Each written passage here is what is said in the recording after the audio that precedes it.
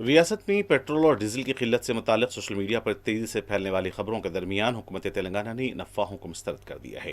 हुकूमत ने वाज़ेह किया है कि तेलंगाना भर में तेल और एलपीजी गैस रियासती खबर के मुताबिक इसके ज़खायर वाफिर मकदार में मौजूद हैं और आवाम को तशवीश में पड़ने की ज़रूरत नहीं है। सिविल सप्लाइज डिपार्टमेंट के ताज़ा अददशुमार के मुताबिक रियासत में रोजाना तकरीबन 24,000 किलो लीटर तेल की सप्लाई हो रही है और इसमें पेट्रोल 9,574 किलो लीटर और डीजल 14,457 किलो लीटर शामिल है। इस तरह रोजाना 2.22 लाख से जायद एलपीजी सिलेंडर्स की सप्लाई बगैर किसी रुकावट के जारी है।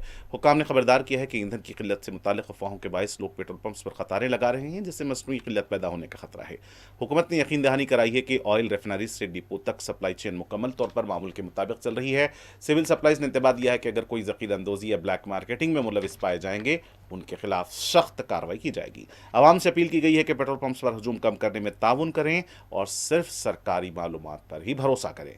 वाज़ेह रहे कि 24 घंटों के दौरान शहर के मुख्तलिफ पेट्रोल पंप्स पर तवील कतारें देखी गई हैं। बाज़ पेट्रोल पंप्स पर नो स्टॉक के बोर्ड से और भी पेचीदगी हो गई है, जबकि पंप खुले हैं वहां पर सारिफिन की तवील कतारें देखी गई हैं।